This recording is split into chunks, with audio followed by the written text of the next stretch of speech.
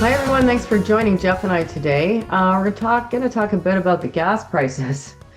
Uh, Year to date, gas prices are up, 30% for US consumers? And that's because of the war in Iran, which I guess 20% of the energy flows through the waterway of the Strait of Hormuz.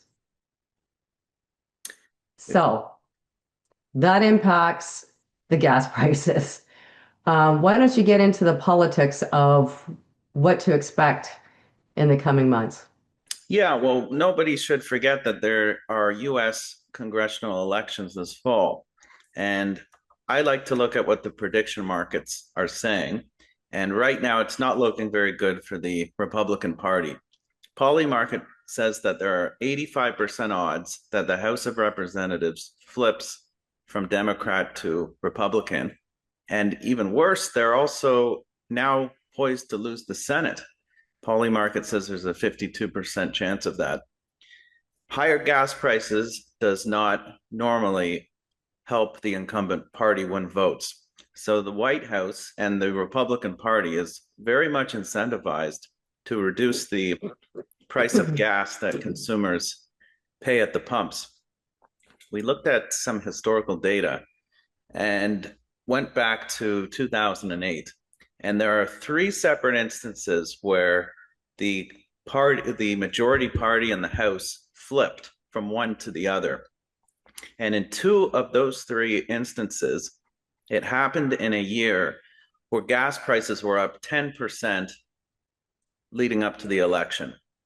And so if you say gas prices are up 30%, that is Hmm. the nail in the coffin for the GOP Hmm. winning back the House.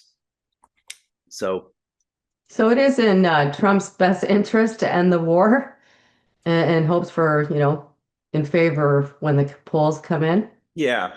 So I think that incentive alone will cause Trump to end this war as soon as possible because he wants gas prices to drop. And in terms of what this means for clients and stocks, Deutsche Bank had an interesting research note, Hmm. which is not much different than the blog we posted 2 weeks ago, which says that geopolitical crises are buying opportunities.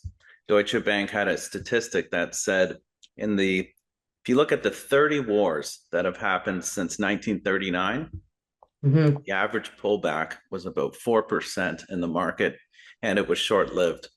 And guess how much the S&P 500 is down as of this moment since the strikes in Iran took place on February. 4%. Yeah, I kind of led you up to that, didn't I? Yeah. Yeah, the market's down 4% since February 28th. So um, the bottom could very well be in. So we didn't raise any cash during the last month. It wasn't a fun month, but we certainly put cash to work.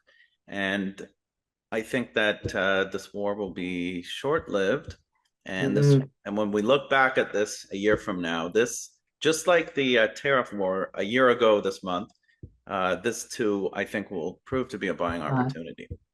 yeah. Okay. Short and sweet. All right. Thanks, Jeff. Talk to you soon. You too.